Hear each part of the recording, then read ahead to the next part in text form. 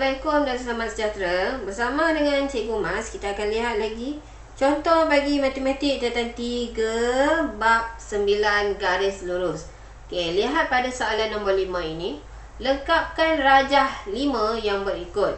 Persamaan garis lurus sudah diberi bahawa Y sama dengan 5X tambah 2. Jadi dekat sini dia sudah bentuk persamaan am.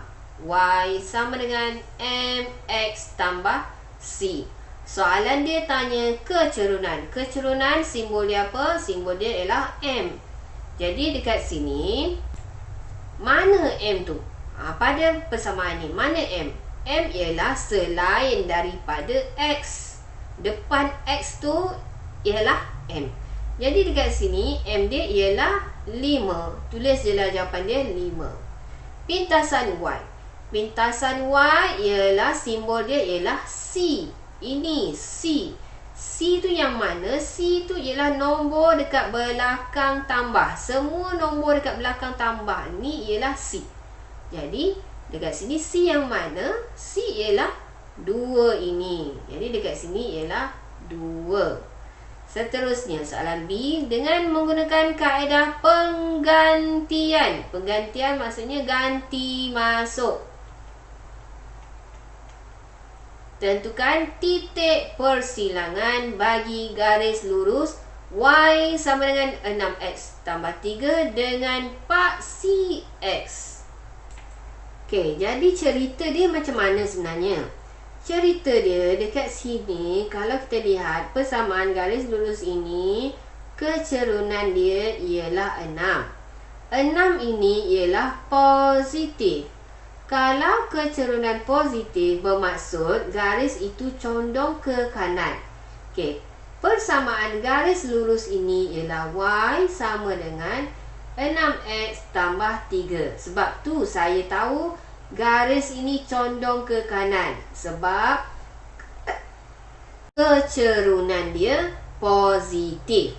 Okey, kalau soalan lain kalau persamaan dia Y sama dengan negatif 6X tambah 3, jadi garis dia macam mana? Garis dia condong ke kiri. Sebab dekat sini kecerunan dia negatif. Okey, faham Itu beza antara kecerunan positif dan negatif. Jadi kita sambung lagi. Dia kata garis ini tadi bersilang dengan Pak CX. Pak CX. Jadi Pak CX yang mana? Yang melintang ini ialah Pak CX. Okey, inilah cerita dia sebenarnya. Kalau melintang pada Pak CX, apa yang kosong? Titik, contohlah dekat sini. Dekat sinilah contoh ada titik A. Koordinat A ni apa? Katakanlah dekat sini ialah 8. Katakan contoh. Jadi koordinat A apa? Koordinat A ialah 8, kosong. Y mesti kosong. Jadi persamaan apabila dia sebut Pak CX, bermaksud persamaan dia ialah Y sama dengan kosong. Jadi dekat sini kita akan ada 2 persamaan, iaitu Y sama dengan 6X tambah 3 dan juga Y sama dengan kosong. Jadi kita tulis persamaan ni rapat-rapat macam ni. Okey, atas bawah. Kemudian ingat soalan ni kita nak penggantian. Bagi dia nama. Bagi dia nama dulu. Ini nama dia nombor 1. Ini nama dia nombor 2. Selepas bagi nama, pilih yang mana nak masuk mana. Kalau penggantian dia ada perkataan ke dalam. Jadi mana nak masuk mana? Ini Y dengan kosong ni kita nak masuklah dalam 1 ni kan. Jadi kita tulis 2 ke dalam 1. Kalau kaedah penggantian, saya ulang lagi sekali, kaedah penggantian dia ada perkataan ini, ke dalam. Jadi bila ke dalam 1, jadi kita tulis dulu persamaan 1 ini dulu. Tulis dulu Y sama dengan 6X tambah 3. Kemudian kita lihat dekat sini persamaan 2. Sebab kita tulis 2 dekat depan ni kan. Aduan yang tadi ialah Y sama dengan kosong. Maksudnya bila kita jumpa, kita nampak Y, kita letak kosong. Jadi dekat sini ada Y kan. Ada Y, kita ganti dengan kosong. Sama dengan 6X tambah 3. Kemudian nak pindah yang mana? Kita pindah yang nombor sahaja. Nombor ialah ini. Tambah 3 ni, pindah sekali dengan simbol dekat depan ni. Okey. Ini tambah, pindah ke kiri dia akan jadi tolak. Jadi dekat sini kosong ini tak bergerak. Tulis kosong ni dulu. Lepas tu ini jadi tolak. Tolak apa? Tolak 3. Sama dengan 6X. Kemudian kosong tolak 3 ialah negatif 3 sama dengan 6X. Seterusnya nak pindah apa? Pindahkan 6 ini ke kiri. Pendek ceritanya, pindahkan semua sehingga tinggalkan X sahaja. Okey, jadi dekat sini 6X. 6X bermaksud 6 darab X. Apabila darab, pindah ke kiri, dia akan jadi bahagi. Jadi dekat sini negatif 3 dulu tulis. Negatif 3 ni tak bergerak. Tulis dia dulu dekat atas. Kemudian bahagi per dengan 6. Ingat dekat sini 6 darab X. Dekat sini 6 ni tak ada tanda dekat depan, bermaksud positif. Jadi kita tulis je lah 6 bawah ni sama dengan X. Kemudian dekat sini dia ada lagi negatif 3, 6. Jadi kita akan tekan kalkulator, dapat negatif 1/2 ialah X. Ataupun tulislah cantik sikit, X sama dengan negatif 1/2. Tukar je, terbalikkan aja. Ini kita baru dapat X. Belum siap lagi. Sebab apa belum siap? Sebab dia nak titik persilangan. Selesai dah dapat X, kita kena ganti pula. Jadi kita tulis dekat atas ni, X sama dengan negatif 1/2. Ini yang kita cari ni tadi. Lagi satu saya nak bagi tahu. Negatif ni kena tulis atas ataupun tengah saja. Jangan tulis dekat bawah, salah. Tulis atas ataupun tengah sahaja. Okey, nak selamat tulis dekat atas lah. Okey. Jadi dekat sini X sama dengan negatif 1/2. Ganti masuk ke mana? Ke dalam mana? 1 ke 2? Mana-mana pun boleh. Tapi sekarang kita nak cari nilai Y kan? Dekat sini kita dah ada. Lupa kita dah ada tadi. Y sama dengan kosong. Jadi dah tak perlulah cari nilai X. Kalau Y ni tak ada, saya bagi contoh lah. Katakanlah saya ganti masuk ke dalam 1. Jadi Y sama dengan 6X tambah 3. Lepas tu Y ini tulislah Y sama dengan 6, tulis 6.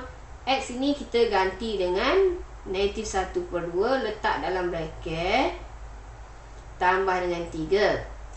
Kemudian tekanlah kalkulator. 6 bracket negatif 1/2 bracket tambah 3 akan dapat Y sama dengan kosong. Okey, dekat sini dah dapat Y kosong, X pun dah ada. Jadi kita tulislah titik persilangan. Depan ni tulis apa? X ke Y? Depan ini tulis X negatif 1/2. Belakang ini tulis kosong. Barulah siap titik persilangan negatif 1/2 kosong. Sekarang kita lihat pula soalan C. Dalam rajak 6, garis lurus WX adalah selari dengan garis lurus YZ. Okey, kalau kita lihat sini ada anak panah. Anak panah ini maksudnya selari lah. Persamaan garis lurus WX ialah X tambah 2Y sama dengan 4.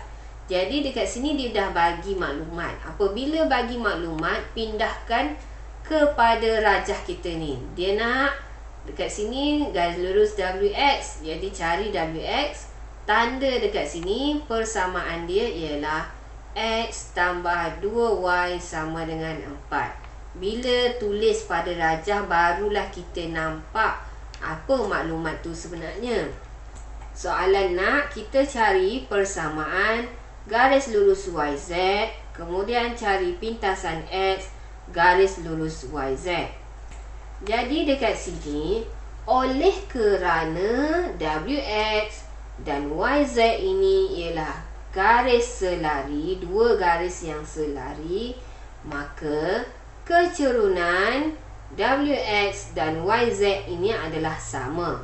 Ingat, kalau garis lurus selari WX selari dengan YZ, ini adalah simbol selari, maka kecerunan dia ialah sama.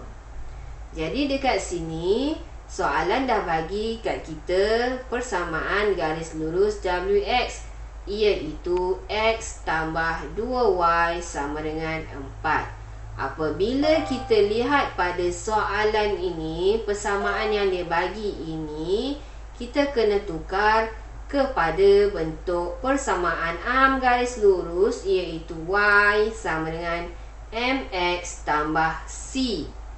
Jadi kalau kita lihat dekat sini, Y seorang diri, yang lain semua duduk belah kanan.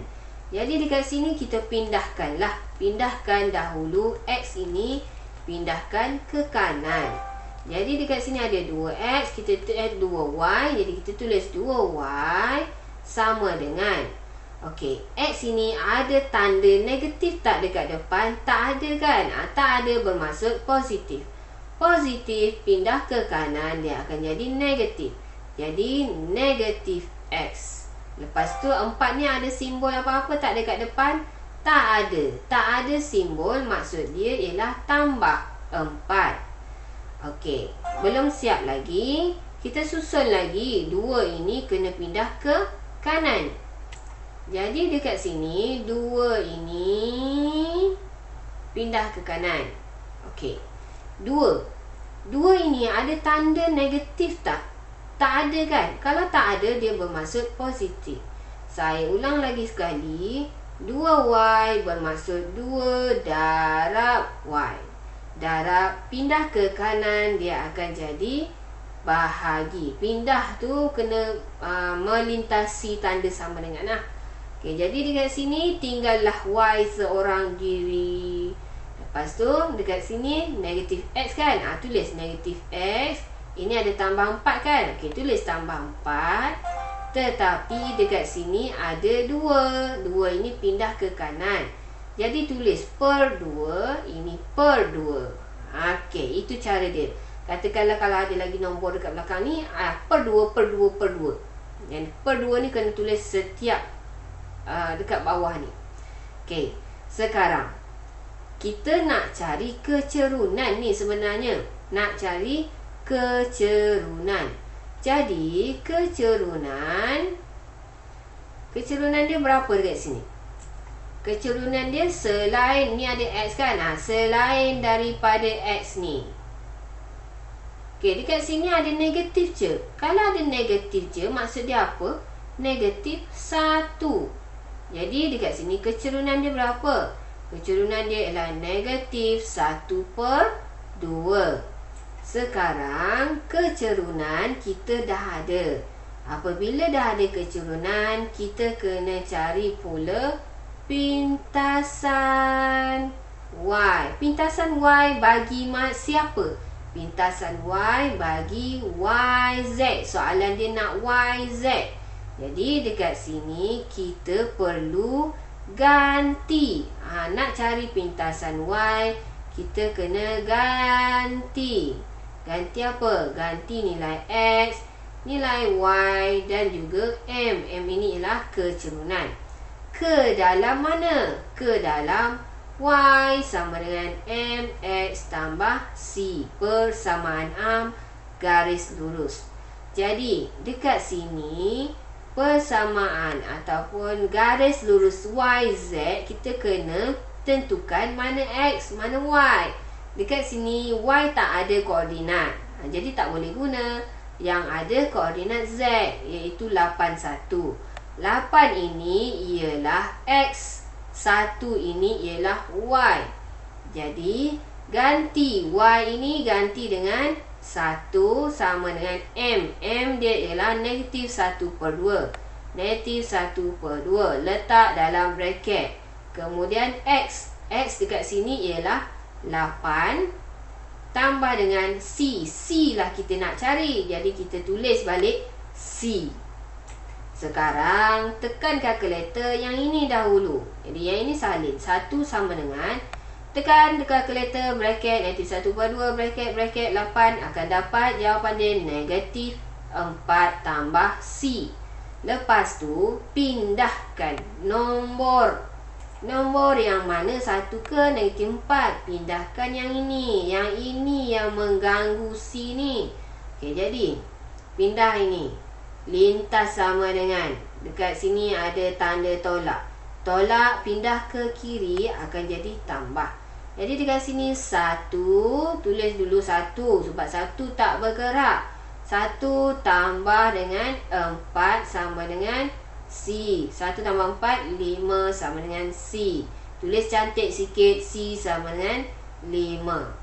Okey, sekarang kita dah ada kecerunan. Kita dah ada nilai C pintasan. Bila dah ada dua-dua ni, barulah kita boleh tulis persamaan bagi garis lurus YZ. Jadi Y sama dengan, ganti masuk dalam Y sama dengan MX tambah C. M ialah negatif 1/2. X kita tulis je lah X. Tambahkan dengan C. C ialah 5. Jadi ingatlah, kalau kita nak cari persamaan garis lurus, mula-mula sekali cari kecerunan. Selepas cari kecerunan, cari pintasan Y ataupun nilai C. Dah dapat kecerunan, dah dapat pintasan, ganti masuk ke dalam persamaan A. Okey, itu 3 step yang penting. Sekarang kita buat pula soalan nombor 2. Soalan nombor 2, nak kita cari pintasan X. Kalau nak cari pintasan X bagi garis lurus YZ, nampak tak ni? Atas soalan YZ, bawah soalan YZ. Dia biasanya macam ni lah. Kalau bagi anak, dia akan bergantung kepada yang atas ni. Okey, jadi kalau dia nak cari pintasan X, Y adalah kosong. Ini memang tetap. Kalau nak cari pintasan X, Y kosong. Jadi dekat sini kita tulis Y sama dengan kosong. Lepas tu kita tulis persamaan tadi, persamaan garis lurus YZ. Y sama dengan negatif 1/2X tambah 5. Kita gantikan Y sama dengan kosong, ganti masuk dalam persamaan garis lurus ni. Jadi ini ada Y, ganti dengan kosong sama dengan negatif 1/2X tambah 5. Kemudian pindahkan. Pindahkan yang mana? Pindahkan yang 5 ini. Pindahkan ke mana? Ke kiri. Jadi nak tulis apa dulu? Nak tulis kosong dulu ke 5 dulu? Tuliskan kosong dulu. Lepas tu dekat sini ada tambah. Tambah pindah ke kiri akan jadi tolak 5 sama dengan negatif 1/2X. Kosong tolak 5, negatif 5 sama dengan negatif 1/2X. Okey, tak muat dekat sini, saya sambung sini Saya salin balik. Negatif 5 sama dengan negatif 1/2X. Okey, dekat sini perlu hati-hati. Nampak tak dekat sini ada X, depan dia ada pecahan.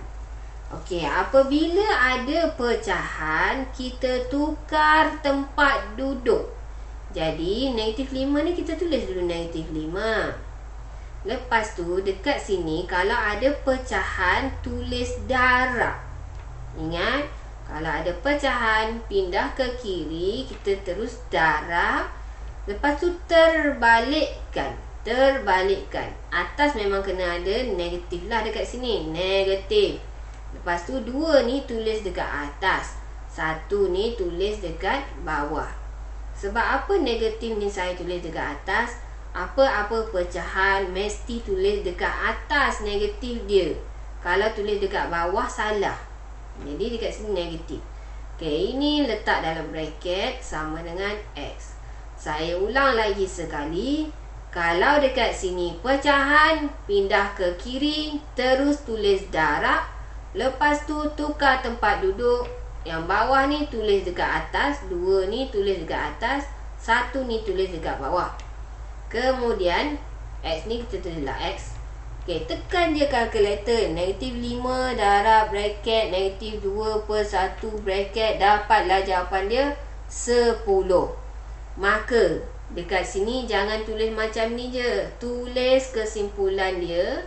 Pintasan X sama dengan 10. Ini barulah siap. Maka tamatlah contoh untuk pada hari ini. Selamat mencuba. Assalamualaikum. Bye.